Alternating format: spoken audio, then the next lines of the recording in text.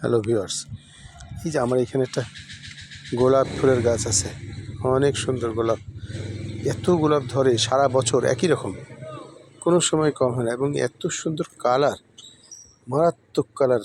আমার তো খুব ভালো লাগে, ইনশাআল্লাহ যে দেখবে তারই ভালো লাগবে।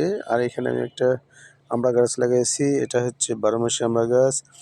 এই আমড়া গাছটাই 12 মাস ধরবে, এটা সবেমাত্র লাগাইছি আমি। 2 মাসের মধ্যে এই গাছটায় নাকি ফুল ফল এসে যায়, দেখা যাক। তবে গ্রোথ ভালো আছে। আর এখানে দুটো টমেটোর গাছ আছে, টমেটোর গাছ দুটো অনেক সুন্দর। আমি অনেক বড় হচ্ছিল, আমি মাথাটা কেটে দিয়েছি।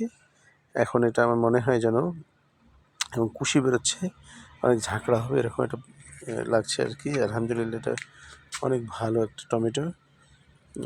আর আমি এখানে আর একটা জিনিস করেছি, সেটা হলো এখানে আমার গাছ আছে কিছু, আমি টবে করেছি আসলে।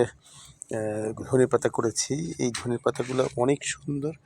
আমি এতে খোল ভিজানো পানি দিয়েছি, অনেক সুন্দর কালার, খুব তরতাজা হয়েছে।